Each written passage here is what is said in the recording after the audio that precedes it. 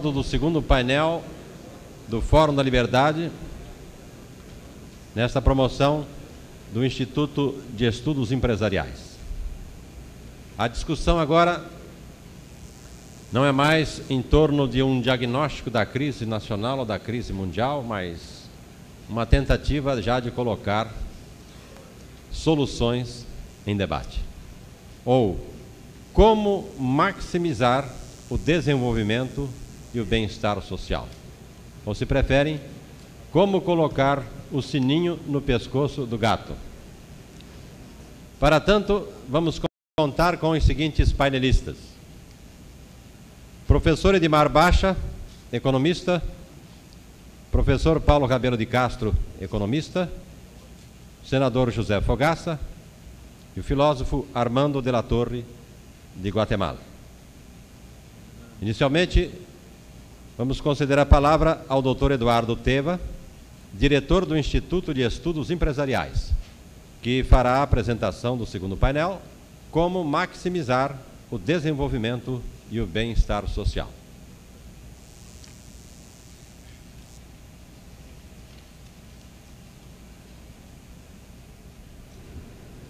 Ilustríssimo senador do Rio Grande do Sul, José Fogaça, ilustríssimo senador do Rio Grande do Sul, José Fogaça, ilustríssimo economista Edmar Bacha, ilustríssimo economista Paulo Rabelo de Castro, ilustríssimo filósofo Armando de la Torre, ilustríssimo senhor mediador, jornalista Joelmir Betting, minhas senhoras, meus senhores.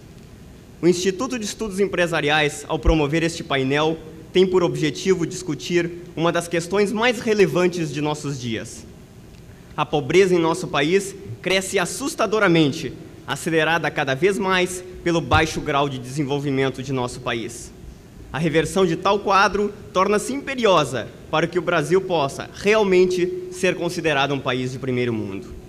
Por isso, o grande tema desse painel é discutir as soluções liberal e social-democrata para maximizar o desenvolvimento e o bem-estar social. Vamos debater as alternativas para combater a pobreza e buscar o máximo de eficiência, e esta é a palavra-chave, eficiência, em saúde, educação e habitação. Vamos analisar em qual sistema, liberal, democrata ou social-democrata, a mobilidade social tende a ocorrer mais. Por último, nossos painelistas falarão sobre a questão do Estado como indutor do desenvolvimento. Através do debate, da troca de ideias, sairemos deste painel com uma visão clara sobre as alternativas de ambos os sistemas para colocar o nosso país, em termos de qualidade de vida da população, entre os primeiros do mundo. Muito obrigado.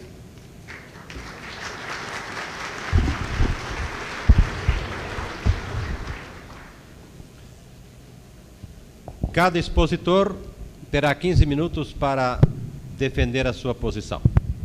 Após a exposição de todos eles, teremos então a sabatina direto do auditório para a mesa. Inicialmente, a palavra é do professor Edmar Bacha. Acabou de quebrar o álcool, não?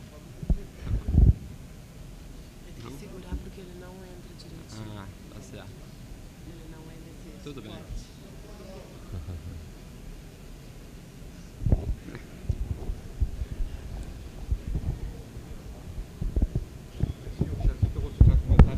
Perder metade da plateia aqui. Eu prefiro lá beber, né?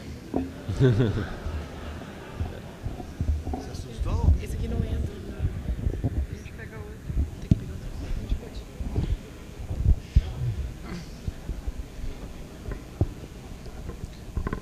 Eu queria garantir que eu podia ver toda a plateia, né?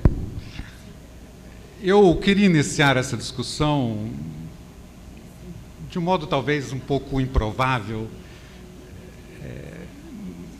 e talvez eu fique parecendo aqui um pouco puxa aquilo de gaúcho, mas eu confesso que eu fico roxo de alegria ao poder estar aqui no Rio Grande do Sul. É como estar em outro Brasil. Toda vez que eu venho aqui, hoje, mais talvez do que das outras vezes, eu fico impressionado com o grau de participação cívica da sociedade gaúcha e do interesse demonstrado sempre pela procura de soluções para essa imensa crise que nós nos encontramos. Eu queria fazer uma colocação muito geral, inicialmente, e eu parto do ponto de vista de que, de fato, há diferenças substanciais, fundamentais, entre o liberalismo e a social-democracia. São diferenças de cunho filosófico, são diferenças de ordem prática. Se vocês deixarem, com um pouquinho de provocação, apenas eu e o Paulo Rabelo entrarmos aqui na arena, nós vamos estar aqui em 10 minutos como cão e gato, um em cima do outro. Mas para quem gostaria de ver sangue nessa discussão, eu acho que eu vou decepcionar. Porque creio que ressaltar e enfatizar as diferenças entre um enfoque econômico social-democrata e um enfoque econômico liberal, nas circunstâncias atuais do país, seria prestar um desserviço. É um luxo ao qual nós não podemos nos dar na situação em que o país se encontra. Eu creio que, antes que ressaltar diferenças, o importante nessa discussão é explorar semelhanças, aproveitar a oportunidade para aprofundar aquilo que nos une e não aquilo que nos separa. Isso, na verdade, não é que eu queira fugir da raia. Eu entendo que aqui é um Instituto Liberal, que a plateia provavelmente está mais propensa ao ponto de vista liberal do que social-democrata. E se o Paulo me provocar, eu prometo que eu respondo. Entretanto, eu creio que essa perspectiva de explorar as semelhanças nasce de um convencimento bastante profundo. E eu vou dar uma série de razões. A primeira delas é que boa parte da discussão brasileira entre liberais e sociais-democratas, entre, como nós chamamos no nosso meiozinho, entre ortodoxos e heterodoxos, ela tem muito a ver com desavenças a respeito de posturas políticas e muito menos a ver com desavenças a respeito de políticas econômicas. Tem muito mais a ver com o que foi possível discutir nesse país no tempo do regime militar, onde, não havendo política, a economia se politizou, do que propriamente numa discussão sobre técnicas de administração econômica do país. Com o retorno da democracia, um dos grandes ganhos que nós tivemos foi o fato de que o que era político pôde se transformar, de fato, numa desavença política, e, ao limparmos a área dessas desavenças políticas, pudemos ver muito mais claro o alcance limitado da discussão econômica.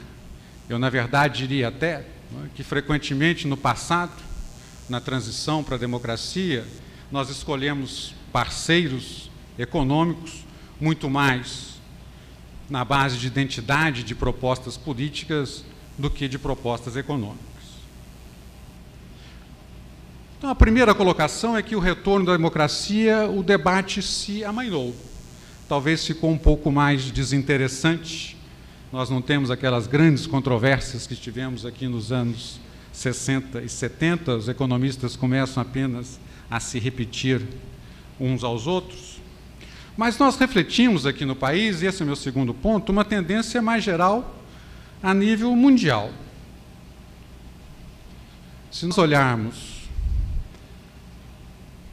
as transições que tivemos nos anos 80 e agora acentuadas no início dos anos 90, o grande triunfo da democracia, não somente no leste europeu, mas também em toda a América Latina, exceção de Cuba, e também, progressivamente, no Sudeste Asiático, significou que o debate econômico a nível mundial também tendeu-se progressivamente a se desideologiar, a se perder o caráter ideológico. Em terceiro lugar, é uma questão de aprendizado econômico. Afinal de contas, nós já passamos por muitas experiências frustradas. O radicalismo do monetarismo no Cone Sul deu na crise do início dos anos 80 naqueles países. O radicalismo das experiências heterodoxas na Argentina, no Brasil e no Peru deu com os burros na água da crise hiperinflacionária que assola esses países. A nível internacional, nós verificamos a mesma temática, o clima de discussão que havia no início da era thatcherista e da era do Reaganomics, a separação enorme que havia entre campos de economistas nos Estados Unidos, também hoje em dia se nota uma progressiva aproximação. As controvérsias hoje são muito mais amenas a nível internacional do que ocorria há 10, 15 anos atrás. Não é que eu esteja negando a existência de controvérsias. Creio que elas existem, estão no âmago da nossa discussão, que seria de nós sem controvérsias. Mas aí eu queria entrar num ponto que se refere à questão brasileira em si. As controvérsias remanescentes se referem a como administrar o progresso. Se referem a questões de como eliminar a pobreza, de como acelerar o crescimento. Se refere aos temas desse painel. Mas os temas desse painel e as posturas alternativas que se colocam entre sociais-democratas e liberais, em países como da Europa Ocidental, da América do Norte e entre nós, no Chile, creio que são discussões que quem dera que nós as pudéssemos ter. Ter uma discussão sobre quais são as posturas alternativas face a formas de administrar o progresso. No Brasil, o que nós tratamos aqui não é de administrar o progresso, é de como evitar o caos. Nós precisamos reconhecer, de fato, creio que reconhecemos implicitamente, que nós não estamos numa situação nem de busca de soluções para a pobreza, nem de retomada do crescimento.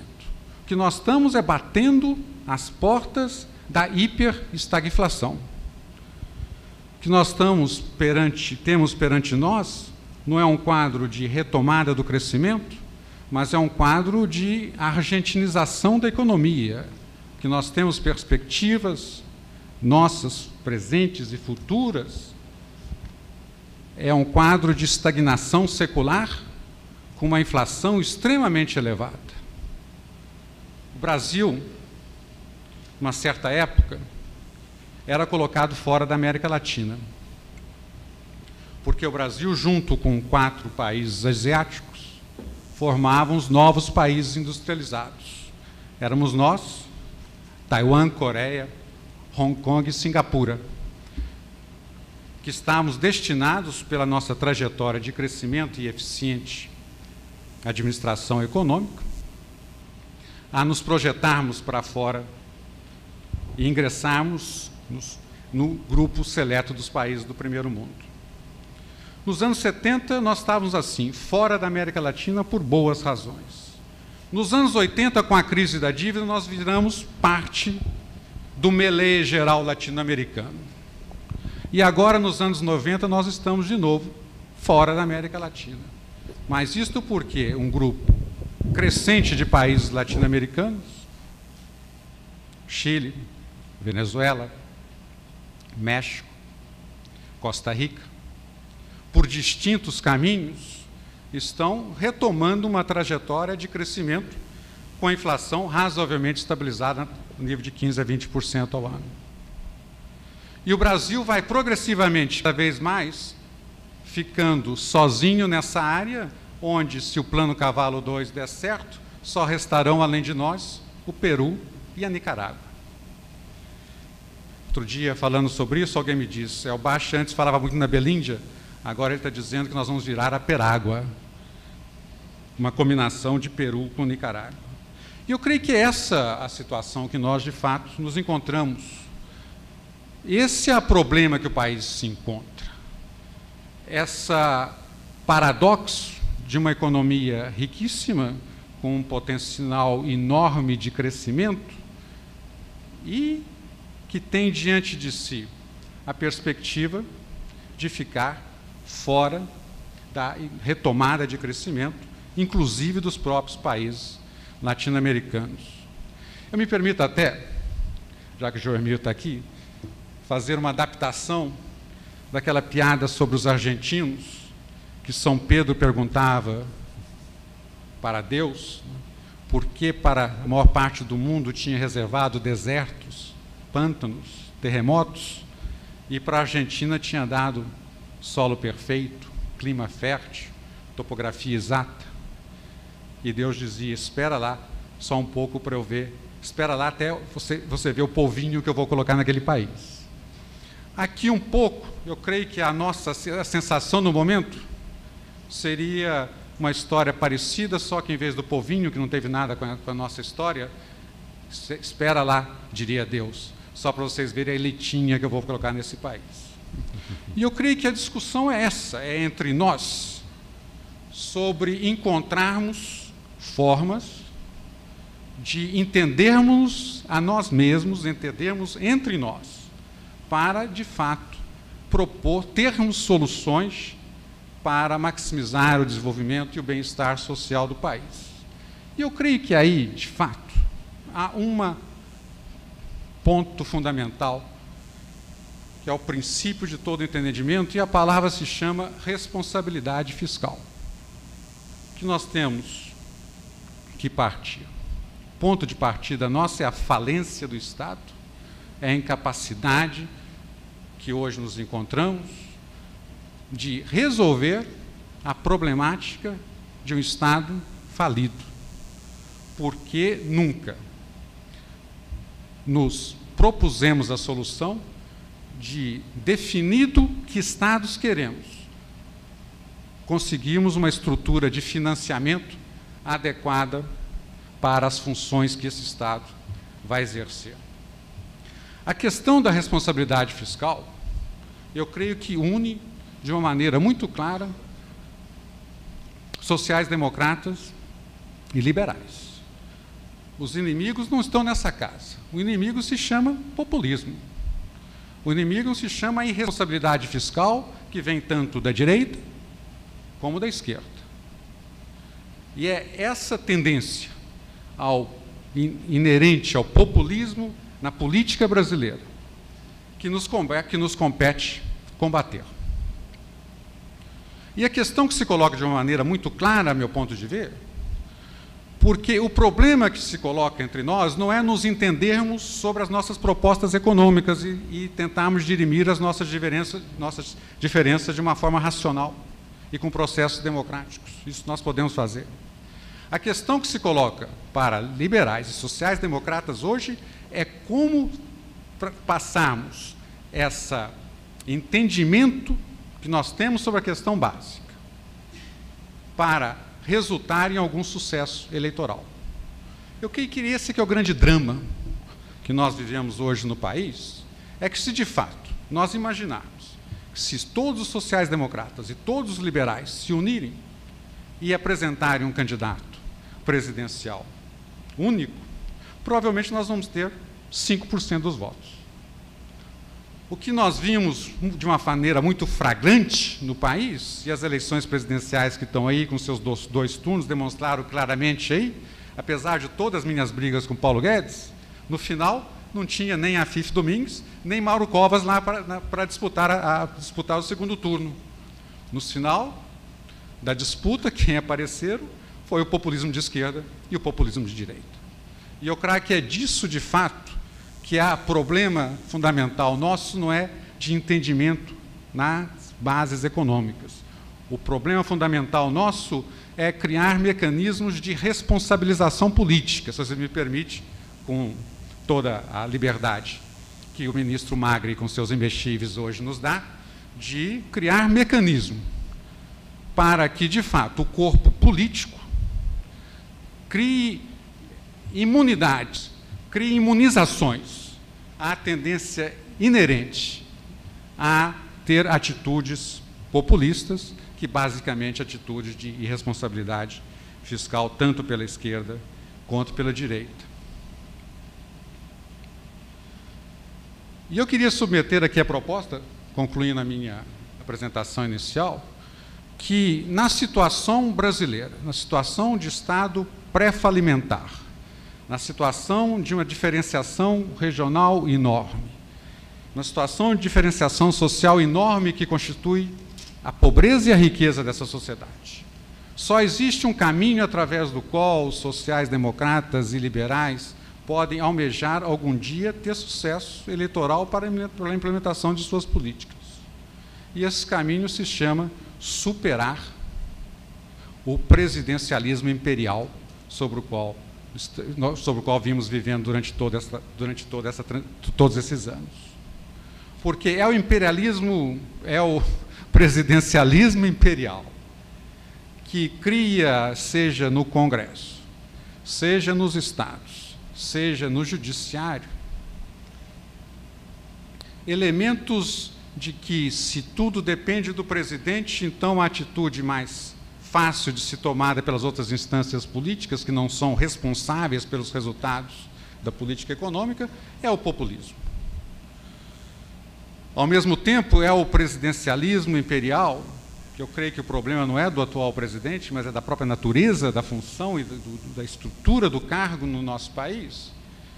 É o presidencialismo imperial que, ao ser tomado de volume tão enorme de recursos e um controle tão total de capacidade de atender às demandas que vêm das federações, dos estados, do Congresso, dos sindicatos, das associações de classe, cria uma tendência inerente a ter uma atitude do franciscana, do toma cá, dá lá.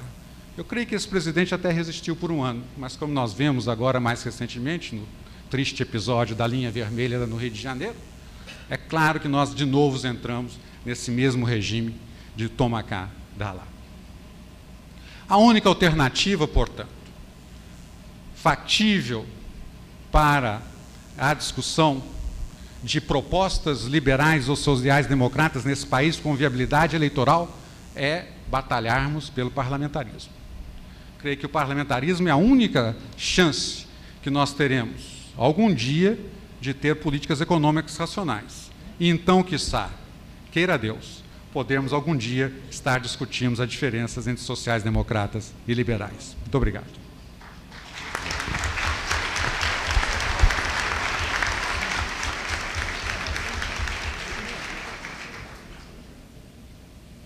Agora, provocado a falar das semelhanças e não propriamente das diferenças, o professor Paulo Rabelo de Castro.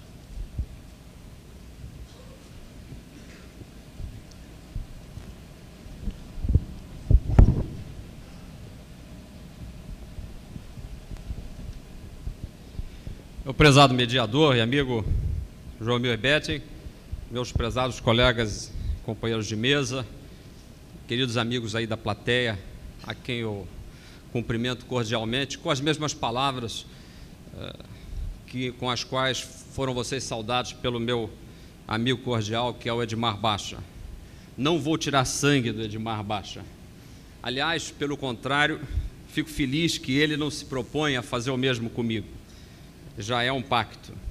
Eu pediria ao mediador que tivesse paciência, devido à importância do tema e à importância da plateia e inclusive dos nossos debatedores, eu preparei 2 ou 3 linhas por escrito para não me perder a respeito desses conceitos tão difíceis de serem, eu não vou dizer escandidos, porque lembro Candir e eu não quero.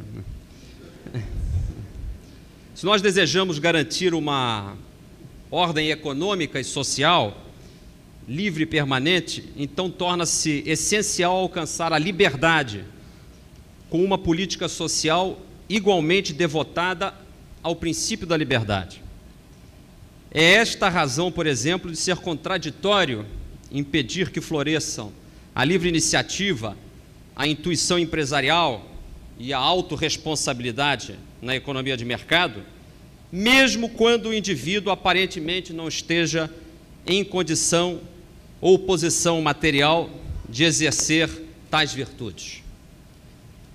Nos últimos anos tem me alarmado a poderosa inclinação em favor de uma proteção coletiva na esfera social. Aonde chegaremos e como manteremos a possibilidade de progresso se cada vez mais adotamos posturas em que ninguém assume mais, como disse o Edmar, a responsabilidade, mas por si mesmo, e todos buscam a segurança num princípio de coletivização? Essa fuga de responsabilidade vai desembocar num tipo de ordem social na qual cada um fica com as mãos metidas no bolso do vizinho. Alguém me financia enquanto eu financio alguém. A questão inicial é: será que o aprofundamento do intervencionismo estatal pela autoridade pública na vida individual e os consequentes aumentos do orçamento público, que são acompanhados sempre por maiores impostos pagos pelos indivíduos, será que tudo isso realmente dará mais proteção a esse indivíduo e tornará sua vida melhor e diminuirá suas ansiedades? A resposta é radical e a minha resposta também o é, e negativa. A proteção social dos indivíduos, ou pelo menos seu sentimento de estar protegido, não melhorou nada com o Estado assumindo a maior parte dessa responsabilidade. Pelo contrário, piorou. A proteção social do indivíduo só pode ser conseguida, afinal, através da prosperidade geral, com o sentimento alargado da dignidade da pessoa humana e a certeza de um indivíduo ser independente. O ideal, portanto, a ser perseguido é baseado na força do próprio indivíduo poder desejar: eu valho por mim mesmo, sou dono do meu próprio destino, eu enfrento os riscos da minha vida. Você, o Estado, apenas me dê a condição para que eu me desempenho desse modo.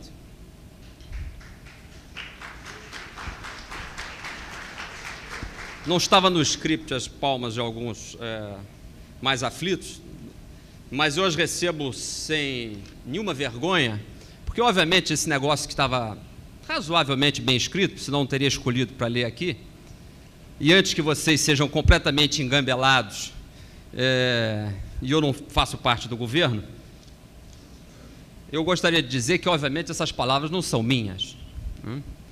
Essas palavras apenas eu as roubei, mas nomeadamente, de uma pessoa que pode dar efetivamente para vocês, neste painel, o depoimento que eu, aprendiz de feiticeiro, que nunca fui do governo, não sei das impossibilidades de governar, não sei de como se faz ou não se faz o governo nesse país, mas através desta pessoa que primeiro preparou as ideias de como governar, durante anos a fio, e quando tudo parecia perdido, insistiu nas ideias que ele achava válidas de como governar.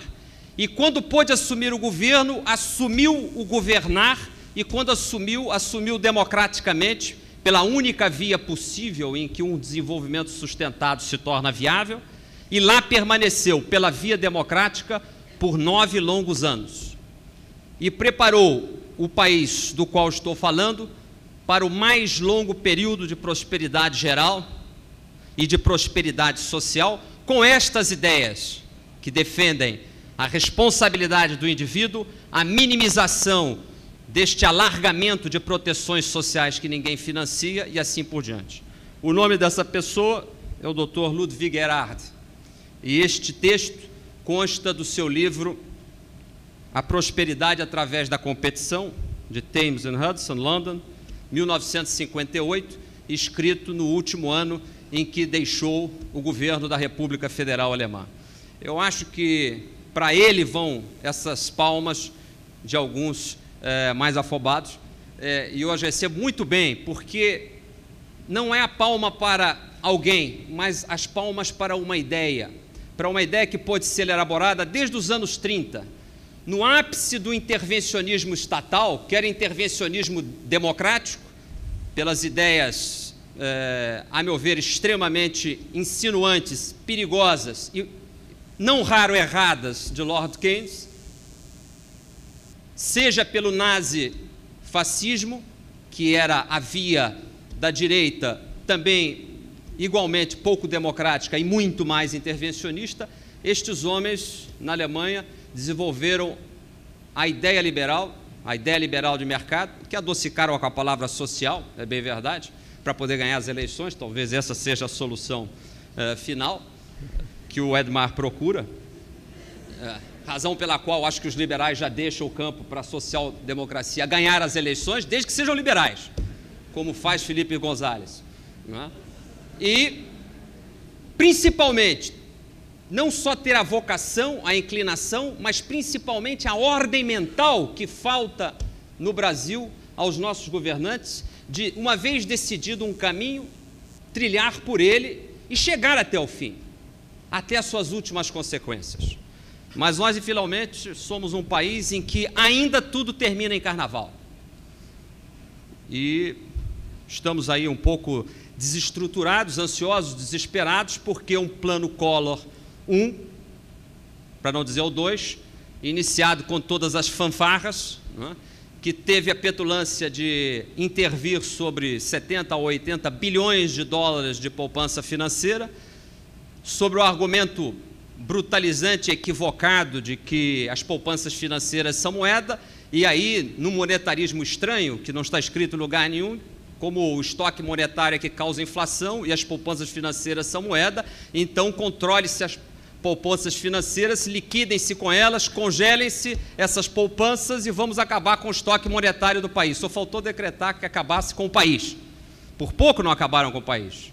Mas em boa hora foram devolvendo, parte já foi confiscado pelas diferenças de correção monetária e hoje estamos numa situação final em que tudo está por terminar em carnaval, quando então 20 e poucos bilhões de dólares restantes, se até lá não tiver um Collor 3 e 4 e mais alguns confiscos sobre o valor aquisitivo desses dinheiros, estaremos então começando ou tentando recomeçar a repor a economia de mercado no lugar através daquilo que foi fraturado, que é a confiança.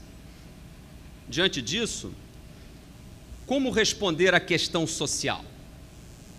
Como responder à questão dos miseráveis, que, segundo o IBGE, no início dos anos 70, compunham cerca de 40%, talvez, de famílias nessa faixa de pobreza que eles classificam meio arbitrariamente em 1/4 de salário mínimo por cabeça, que corresponderia mais ou menos numa família de 4 pessoas a 1 salário mínimo por família, que baixou em pleno período de milagre, embora autoritário, não sustentado, para cerca de uns 17% do total das famílias e que hoje volta a estar entre 40% e 50% de novo de linha de miséria absoluta.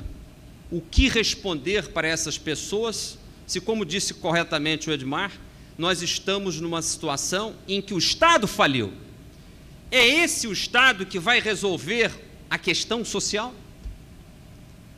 Então, certamente, trata-se de um equívoco conceitual muito importante dizer que a economia de mercado deve ser amenizada pelo intervencionismo, amenizada pela intervenção do Estado, principalmente na área social. Eu acho que esta é a fórmula absolutamente falida.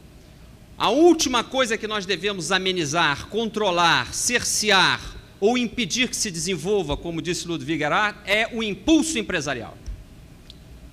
Esse impulso empresarial está sendo trucidado, é animal em fase avançada de extermínio no Brasil.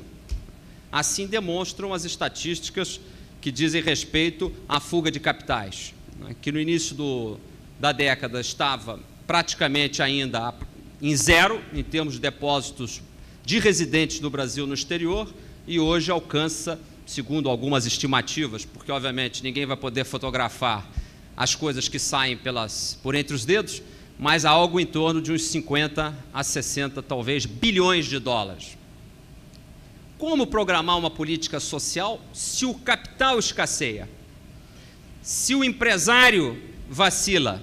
e hesita diante do futuro? E se o governo agressivamente, ao invés de conversar com o empresário, controla os seus preços, congela os salários e aumenta a carga tributária? E se, além de tudo, numa brincadeirinha fanfarrônica, chamada projetão, faz o introito da solução da crise financeira do Estado, introduzindo a ideia demagógica, cretina, sem vergonha do imposto sobre grandes fortunas. Como se alguma grande fortuna fosse ficar parada para ser taxada pelo projetão. Na realidade, trata-se de uma medida espanta-capital, que, obviamente, se os senhores congressistas não tomarem cuidado, vai taxar, obviamente, a classe média, principalmente aquele que acabou de comprar um carrinho 0 quilômetro, tem um sítio ou então uma casa, um prédio próprio. Isso se conseguirem, porque, obviamente, se o imposto for correto, ele vai ter que ser um imposto que levará a crédito o IPTU, e os prefeitos não vão deixar nada a crédito da parte federal e vão elevar o IPTU até o limite do imposto sobre as grandes fortunas.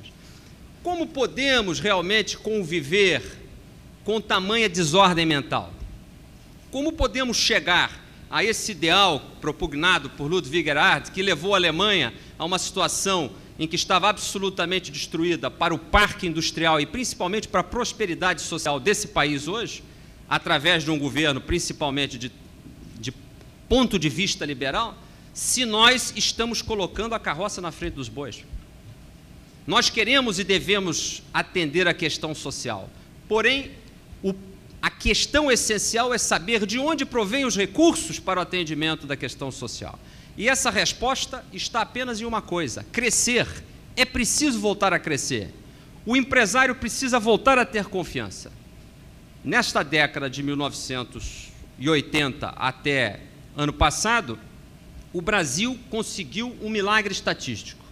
Ele conseguiu perder, em termos de potencial de crescimento, algo em torno de 150 a 200 bilhões de dólares. Repito, algo em torno de 150 a 200 bilhões de dólares, segundo qualquer cálculo razoável de crescimento potencial. Isso, se nós dividirmos grosseiramente pela população de 150 milhões de habitantes, dará uma soma que chega a ser quase uma mentira: $1.000 per capita. O Brasil conseguiu esse tento, né, essa vitória duvidosa de fazer com que cada brasileiro perdesse ou tivesse perdido a oportunidade de obter por seus próprios meios $1.000 per capita a preços de 1990. E isso tudo pelo social. Tivemos, nos últimos 5 anos, o governo do tudo pelo social. Mas que social? Nenhum programa social teria tido um impacto positivo sobre a média das famílias brasileiras de deixar que elas ganhassem mais de $1.000 por ano, o que corresponderia, em média, a cerca de 20 mil cruzeiros mensais, que é mais do que o salário mínimo, embora esses valores pudessem não ser distribuídos equidistantemente, porque os seus capitalistas aqui presentes iam ganhar mais do que proporcionalmente a fatia que lhes seria dada de forma comunista de 20 mil cruzeiros mensais. E aí muita gente ia começar a reclamar que tem alguém ganhando demais, não é? Mas que importaria se alguns ganhassem mais de 20 mil cruzeiros mensais por excesso de esperteza ou excesso de atividade, se todos estivessem pelo menos ganhando hoje, de modo sustentado, mais 5, 10, 15 ou até os 20 mil cruzeiros na média por cada brasileiro. Certamente, segundo essas contas, a miséria, ou seja, essa faixa determinada pelo IBGE, já estaria em, no máximo, uns 10 a 15% apenas do total das famílias brasileiras abaixo da linha de miséria. Eis a fórmula do insucesso brasileiro.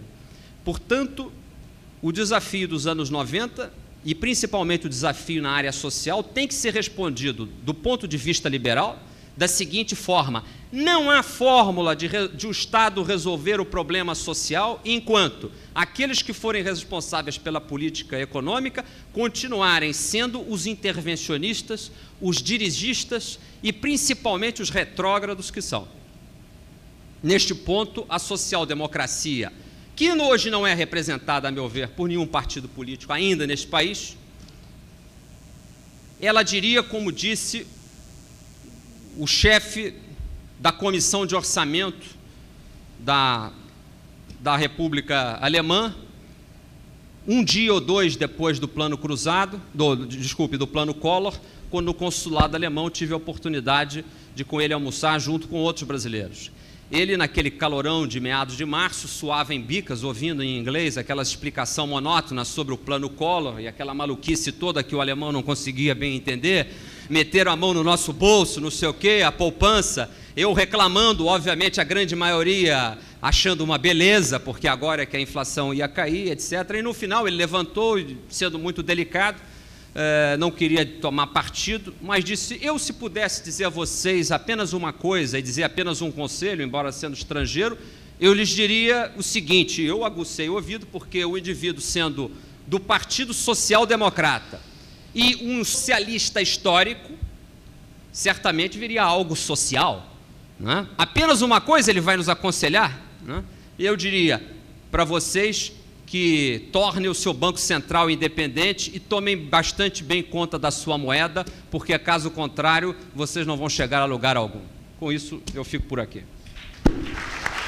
Obrigado, senhor.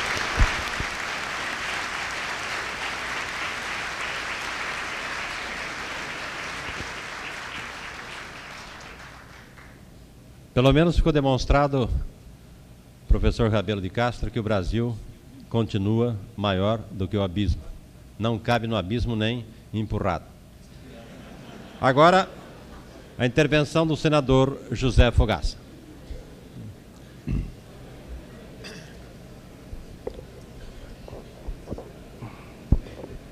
Meus amigos organizadores do 4º Fórum da Liberdade,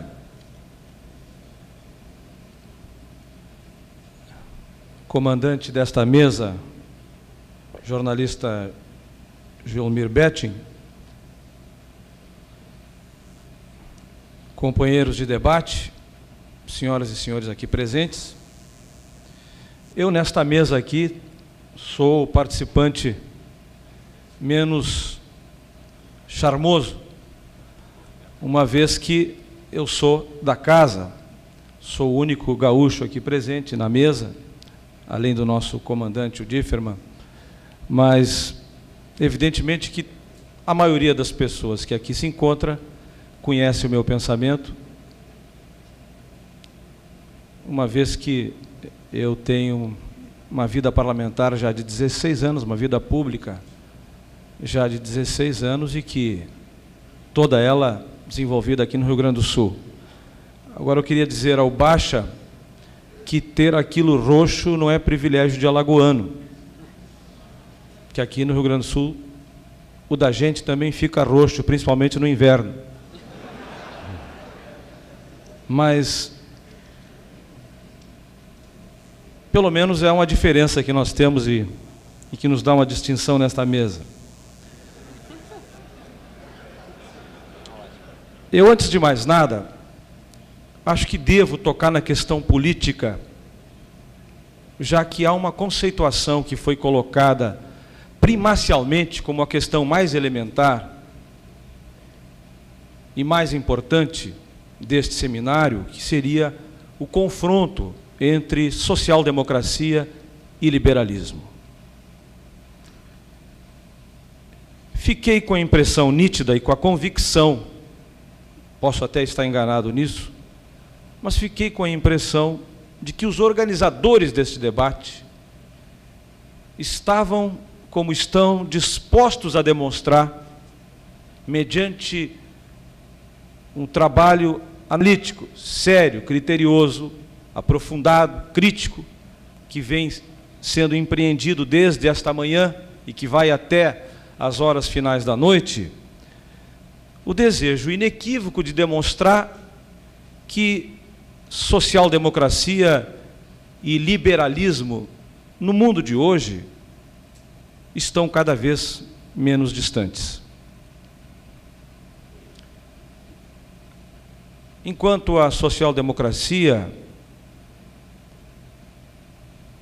defende um processo de desenvolvimento, de acumulação capitalista socialmente articulada, O liberalismo democrático não está muito longe disso.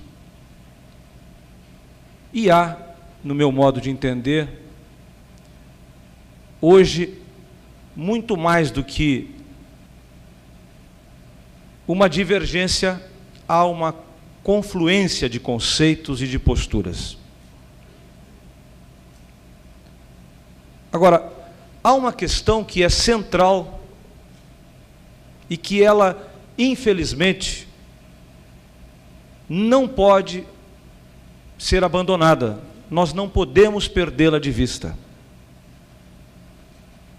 Uma vez definidos os conceitos, uma vez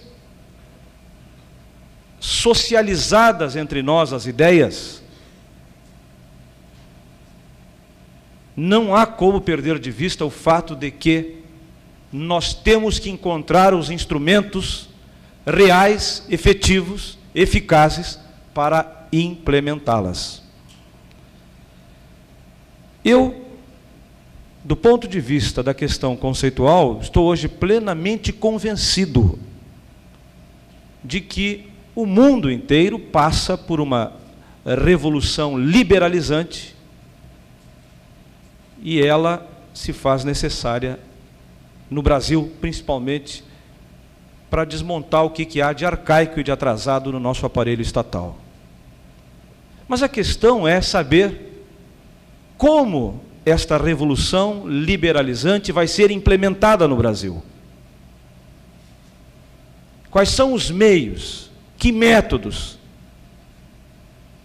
que forma política vai se adotar para isso? Que instrumentos temos factíveis para que isto venha a acontecer? No meu modo de entender, esta grande revolução liberalizante só vai ocorrer no Brasil e só vai ser levada avante por um governo social-democrata que tenha consciência desta necessária revolução estrutural do Estado. A minha geração, a geração dos homens públicos, daqueles que emergiram para a vida pública nos anos 70 e nos anos 80, foi uma geração que dedicou todas as suas energias, neste período, para uma coisa tão somente, porque era a questão central que estava em jogo no Brasil, uma revolução institucional do Estado, ou seja, a busca da democracia. Daí porque a questão de uma Assembleia Nacional Constituinte, das eleições diretas, passou a ser uma espécie de apanágio, de questão central de um longo período da vida institucional brasileira. Mas esta era passou. A luta pela revolução institucional, pela reforma institucional, já foi superada. Não há mais o que fazer neste campo e não há demandas do ponto de vista institucional. Os níveis de liberdade do ponto de vista institucional hoje são satisfatórios, mesmo em termos das mais avançadas democracias mundiais no Brasil. O que a minha geração não fez, não soube fazer e talvez não compreendeu, é que se tornava necessário fazer também uma revolução estrutural do Estado. E eu não tenho nenhuma dúvida de que esta década final do século XX vai ter como questão central, como o vetor mais agudo da atividade política, da atividade da construção coletiva das ideias, aquilo que eu tenho chamado de reforma estrutural do Estado. Ou seja, como o Estado brasileiro vai recuperar a sua capacidade de se autofinanciar, de realizar poupança e realizar investimentos. Como ele vai deixar de ser paquidérmico, pesado ineficiente, não para perder poder, mas para poder, isto sim, criar o ambiente favorável ao desenvolvimento. Há duas questões que me parecem que são importantes analisar quando se pensa de como implementar, como tornar isto viável, verdadeiro, professor Della Torre. O primeiro é o chamado bloqueio conceitual. As pessoas que tomam decisões neste país, os políticos, os executivos, os economistas, os parlamentares no Congresso Nacional, nas assembleias, nas câmaras de vereadores, as pessoas que tomam as decisões finais e as pessoas que tomam as decisões eficazes, aquelas que geram efeitos, os empresários, os líderes sindicais, a nossa classe dirigente, precisa passar por um processo de desbloqueio conceitual, aquilo que eu chamo de reciclagem. Nós fomos uma geração apanhada, após 20 anos de ditadura militar, plenamente desatualizada em relação à contemporaneidade. Isso não pode servir como uma acusação, porque isto é uma autocrítica. E isto aconteceu no Brasil, como aconteceu em toda a América Latina, que foi vítima de regimes fechados. É absolutamente normal, esperável, que as lideranças políticas, que têm poder de representação política, tenham ainda os seus conceitos assentados naquele período em que houve liberdade para divulgação, para discussão, debate e formação de ideias, que foram os anos 50 e o início dos anos 60. É ali que estão situados, digamos, os momentos basilares da nossa formação político-conceitual. E não há de ser diferente, e não se pode exigir, não se poderia exigir que fosse diferente. A velocidade da crise brasileira, portanto, foi uma velocidade maior do que a nossa capacidade de entender o processo e de fazer toda esta revisão conceitual.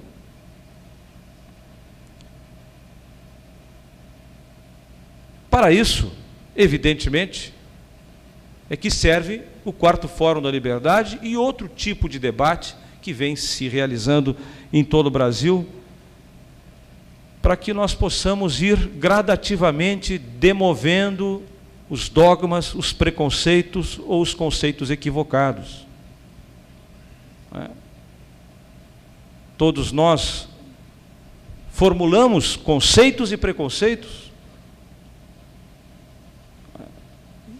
e isto só vai ser demovido, só vai ser derrubado mediante um longo processo de discussão, de amadurecimento intelectual e de democratização, ou seja, de alargamento da faixa de pessoas que são capazes de compreender, assimilar, absorver e assumir estas novas ideias.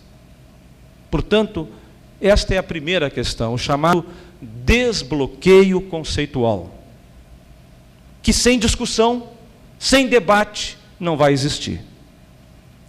Mas há um outro ponto que me parece não pode ser abandonado, que é a questão do chamado bloqueio institucional. Mesmo que os conceitos sejam modernizados, mesmo que haja uma nova compreensão da realidade do mundo e do nosso país, mesmo que todos nós sejamos capazes de enxergar mais longe, é preciso saber que esse tipo de revolução liberalizante, essa reforma estrutural do Estado, ela supõe muito mais do que meros discursos, mais do que meras declarações de intenção. Não basta fazer como faz o atual presidente, que tem um discurso conceitual de conteúdo moderno e tem uma prática atrasada. Não é? Este é um governo cheio de ambiguidades. Entre elas, uma é esta, a da sua mais absoluta contradição entre o discurso e a prática. Aliás, é um governo de duas caras, e é por isso que é difícil fazer oposição a este governo. É muito difícil, porque é um governo que é clientelista para o país clientelista e é moderno para o país moderno, ou pretende ser moderno para o país moderno. E muitas vezes setores da oposição quebram a cara porque não conseguem enxergar esta bifronte, esta situação de ambiguidade que caracteriza o atual governo. Mas um dos bloqueios institucionais está no fato de que este governo tem uma origem política baseada na mais absoluta solidão político-partidária e institucional. Um governo que chega ao poder mais ou menos nos termos em que chegou ao poder o governo Jânio Quadros no início dos anos 60 no Brasil. Não tem apoio articulado dos partidos políticos no Congresso Nacional, mas isso não é nada. Não tem apoio nos setores organizados da classe empresarial. Não tem apoio nos setores organizados dos trabalhadores. E o seu apoio é supostamente um apoio difuso e até hoje não bem caracterizado, não bem definido, de uns tais de descamisados, de que fala o presidente Collor. Eu não sei se ele está se referindo só a os descamisados que ele fala são só os pobres, os miseráveis brasileiros, ou aquela meninada que pratica esqui aquático ali na lagoa do Lago Paranoá, em Brasília, que também andam sem camisa.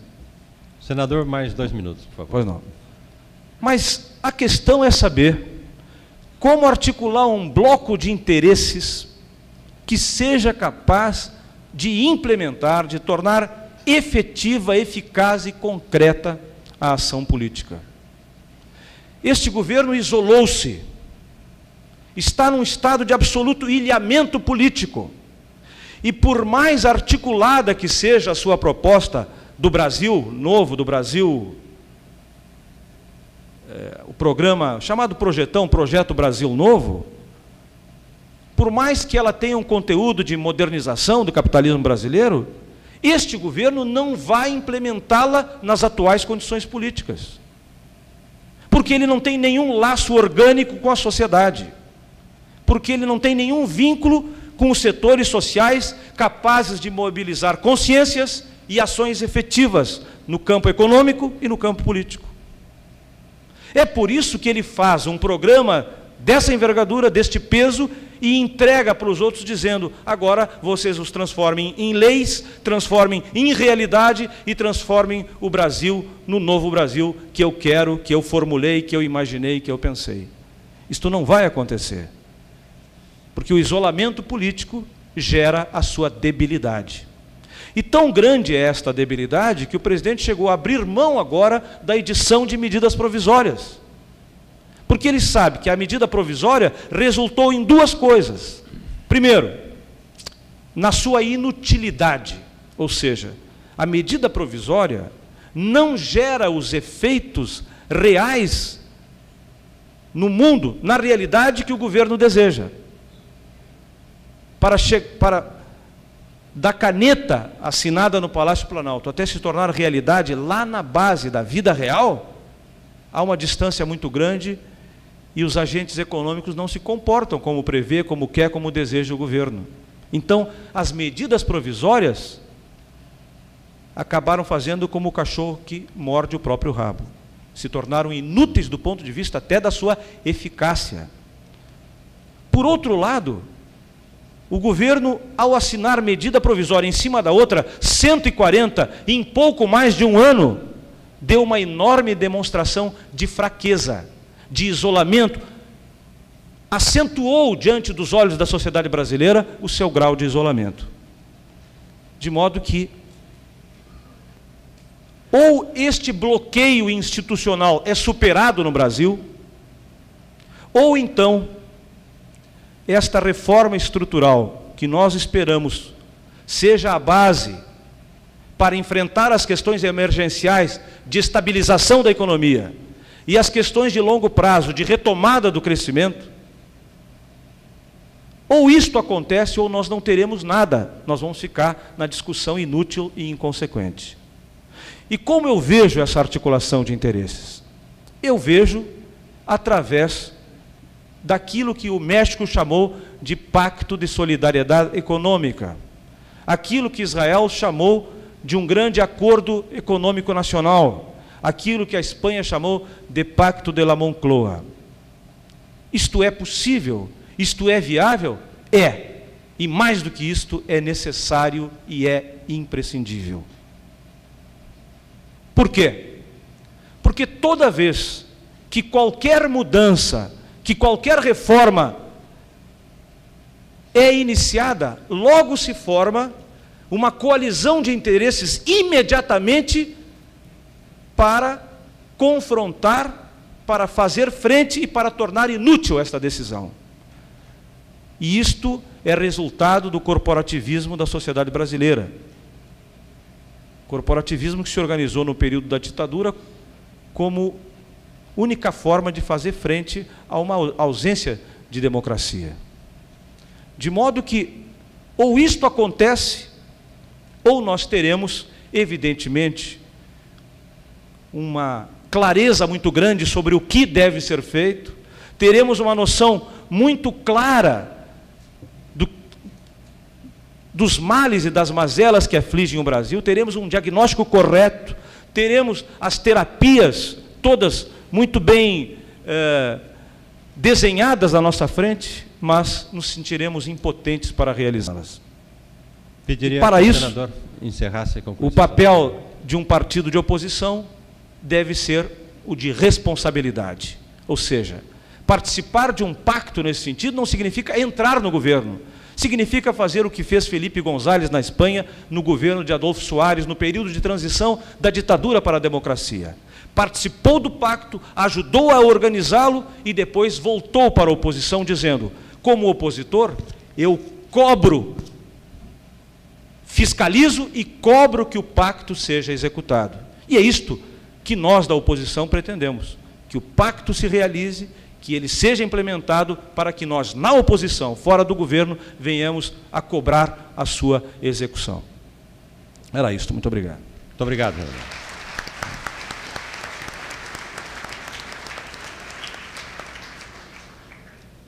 Já que o senador tocou na questão dos descamisados, gostaria de lembrar que outro dia um motorista de táxi me informou que na periferia de São Paulo, os descamisados já estão perdendo as calças.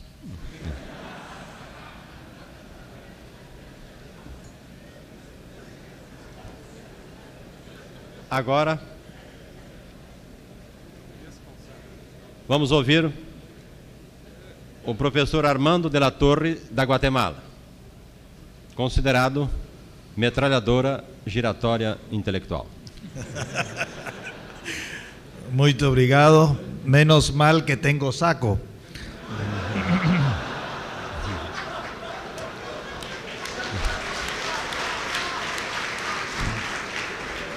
Querría hablar de pie por dos razones. Primero, porque estoy acostumbrado a hablar de pie en la clase universitaria. Y la segunda, porque es posible que cuando termine de hablar tenga que salir corriendo del salón. quiero tener una primera reacción a lo que se dijo esta mañana. A mí me impresionaron todos los autores y principalmente aquellos que están de acuerdo conmigo.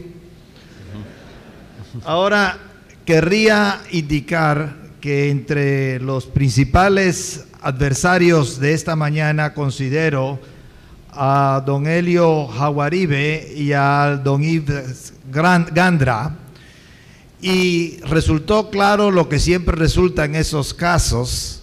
Primero, que don Helio Jauaribe tiene una simpatía o una afinidad cultural con Europa, y que es la posición habitual socialdemócrata, favorecer la visión de Europa, el modelo europeo, mientras que Yves Gandra se independiza de esa visión, e inclusive en el caso del filósofo de esta mañana que habló español, Emilio Pacheco, había una preferencia evidente por los Estados Unidos de América.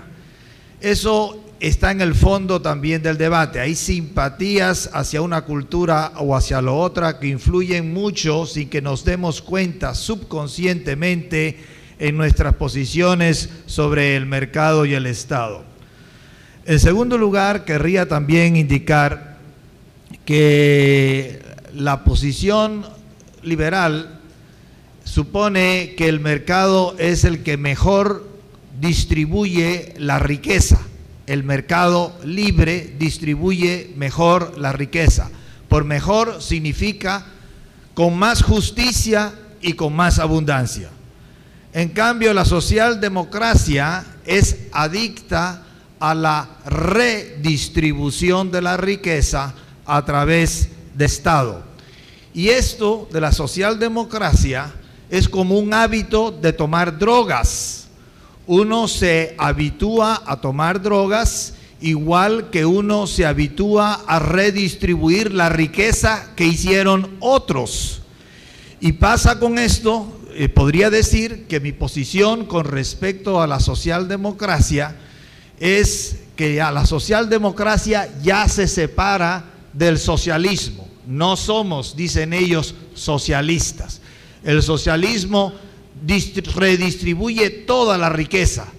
Nosotros solo redistribuimos parte de la riqueza.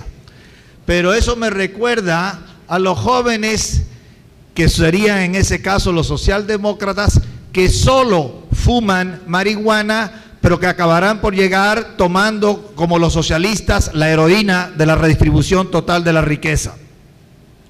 Yo creo que en ese caso se podría decir también que los liberales ni siquiera fuman. Y ahora, cuando se me invitó a venir a hablar, me dijeron que era una discusión entre el modelo socialdemócrata y el modelo liberal para Brasil. Y me llama la atención, porque yo creo que Brasil es un modelo socialdemocrático desde hace ya muchos años. Inclusive esta portada que nos distribuyeron con el programa, no estoy de acuerdo con ella. Aquí ponen a un joven indeciso para entrar en la puerta de la socialdemocracia o del liberalismo. Si este joven es Brasil, no está indeciso. El joven está en la puerta de la socialdemocracia, pero queriendo salir de ella.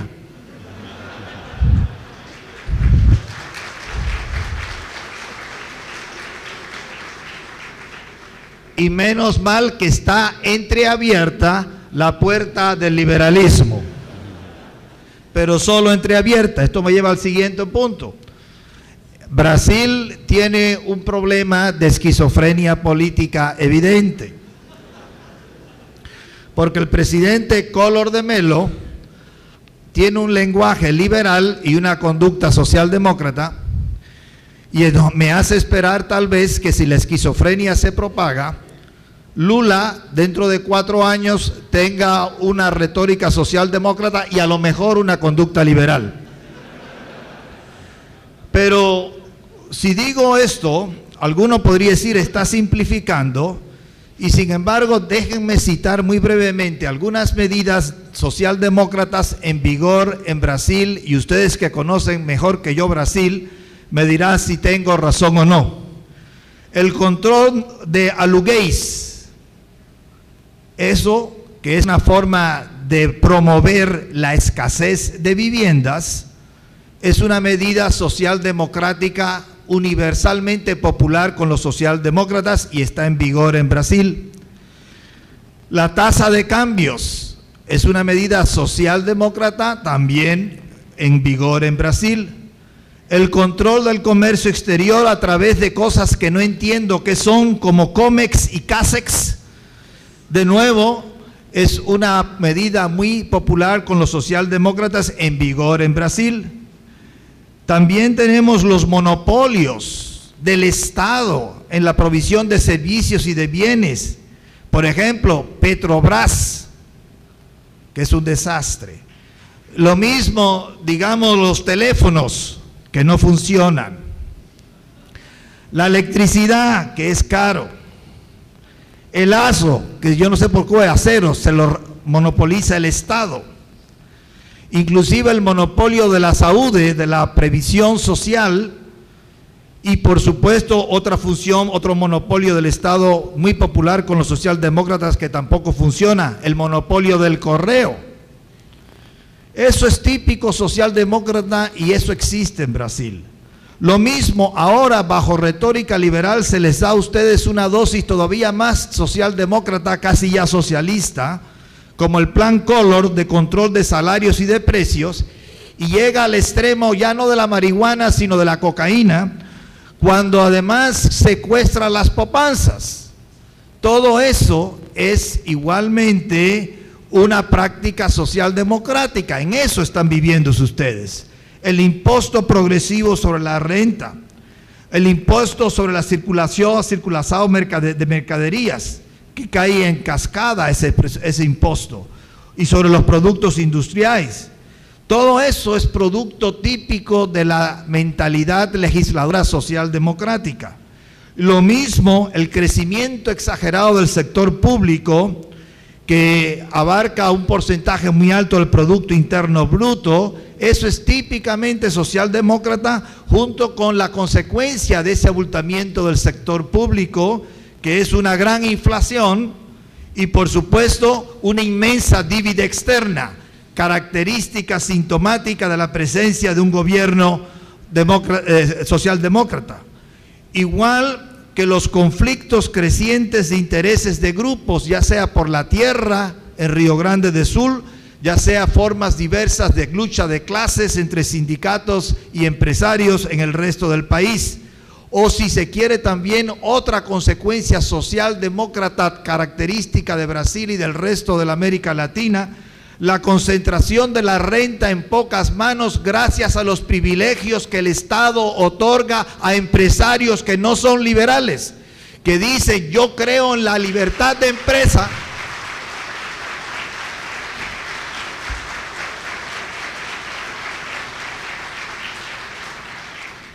Empresarios que dicen: yo creo en la libertad de empresa mía, no en el de la que me hace la concurrencia.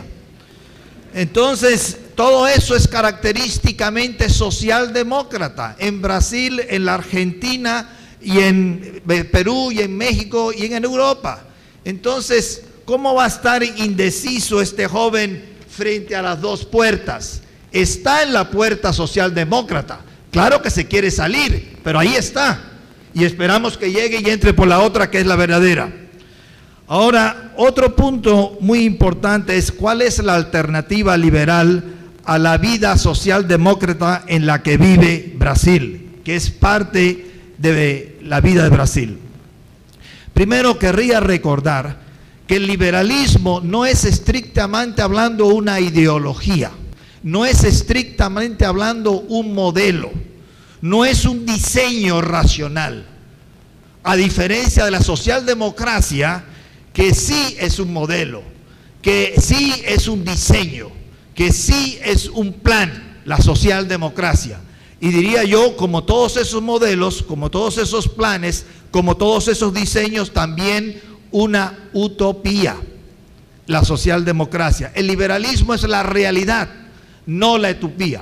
¿Qué cosa es el liberalismo? En primer lugar, el liberalismo es lo que la gente hace cuando son libres. El hombre se comporta en una cierta manera cuando lo dejan libres. Eso es lo que dice el liberalismo. Describe la conducta del hombre libre, no teoriza, no diseña, no hace modelo, sino simplemente dice, dejen al brasileiro libre y lo que él haga, eso es lo que quiere el liberalismo. Ahora, esto supuesto, ¿por qué se opone la gente al libre mercado, al sistema de predominio de la ley y no del arbitrio del gobierno, como sucede generalmente en las socialdemocracias? ¿Por qué es que los socialdemócratas todavía encuentran problemas con el liberalismo? Miren, esa es una herencia del siglo XIX que mejor que nadie la propuso nada menos que Carlos Marx. Carlos Marx reconoció en el Manifiesto Comunista en 1848, hace muchos años, que el libre mercado era muy eficiente.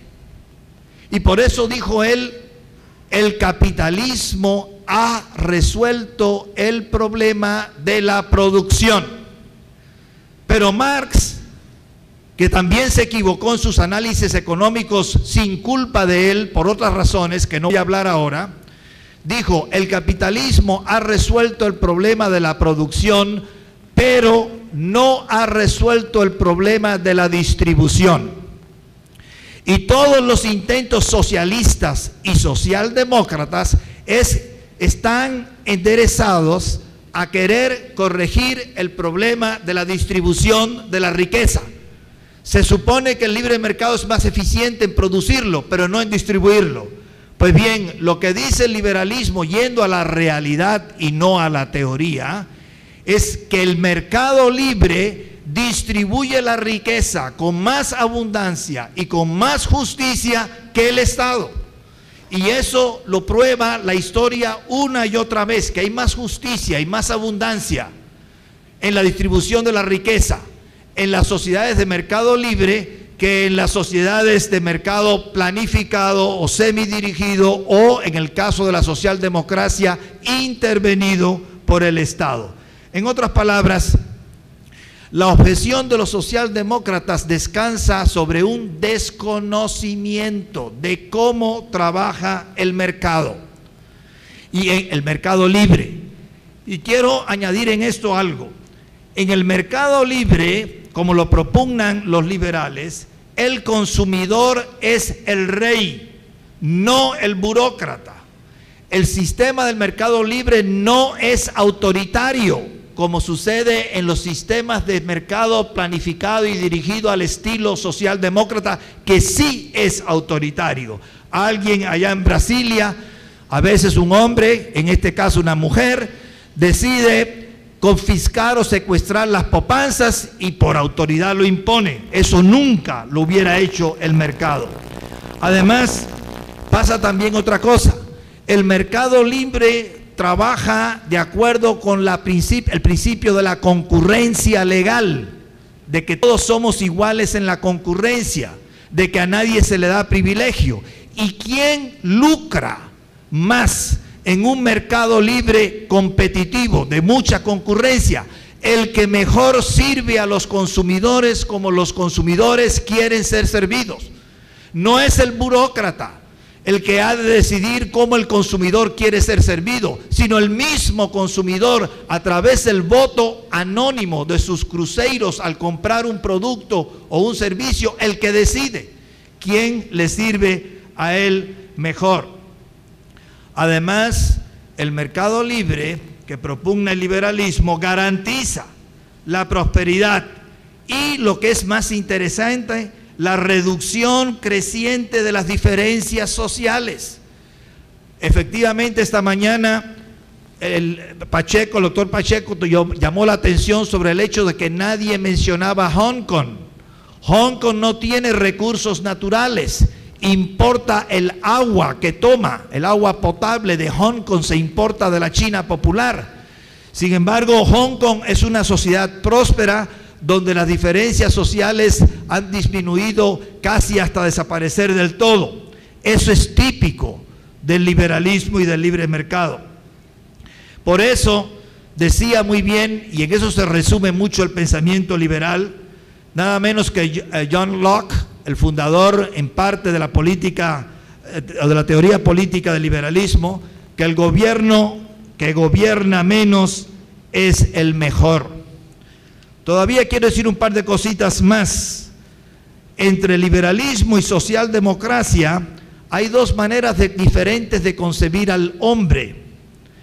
La visión socialdemocrática todavía sigue dependiendo de una visión clasista, de clases sociales, las clases que son los protagonistas de la historia y no los individuos, las clases que están en permanente lucha o conflicto unas con otras, mientras que el liberalismo no ve las clases sociales como los motores de la historia, sino a los individuos, a las personas. Eso también tiene otra consecuencia muy interesante, y es que en la socialdemocracia la ética, la capacidad de hacer decisiones y de afrontar las consecuencias de las decisiones propias se olvida, no se tiene en cuenta. Se favorece a un grupo menos rico o menos educado o menos fuerte en contra de un grupo más rico o más educado o más fuerte, porque son grupos. En el liberalismo, cada hombre, cada individuo es responsable personalmente de las consecuencias de sus actos, no de sus intenciones, de las consecuencias. En ese sentido, el libre mercado forma hombres de carácter, que es la condición primera para tener éxito o suceso en el mundo del mercado. Yo querría decir algo más, pero como se me va a acabar el tiempo, quiero decir un par de cosas sobre el tema en concreto de esta tarde. ¿Qué asegura mejor el desenvolvimiento, el bienestar del pueblo? Primero, habría que liberar el mercado brasileiro. O sea, por ejemplo, quitar tantas regulaciones, disminuir los impuestos y, por supuesto, despolitizar la vida del país. El país está demasiado politizado, lo siento por el senador, por eso que él creerá de otra manera, pero hay demasiada política en nuestros países. Mucha de la energía, del tiempo que dedicamos a la política, podríamos dedicarlo a generar riqueza en algo más útil.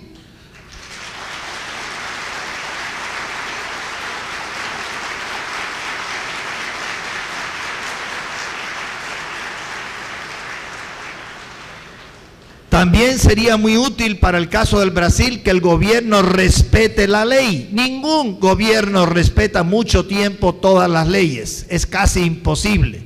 El secuestro de la Poupança que se hizo en Brasil por este gobierno, como lo dijo muy bien uno de los abogados esta mañana, es una violación a la Constitución brasileira. Pero eso es muy frecuente en los gobiernos imperiales que tenemos en toda la América Latina. No crean que es por la tradición imperial del Brasil.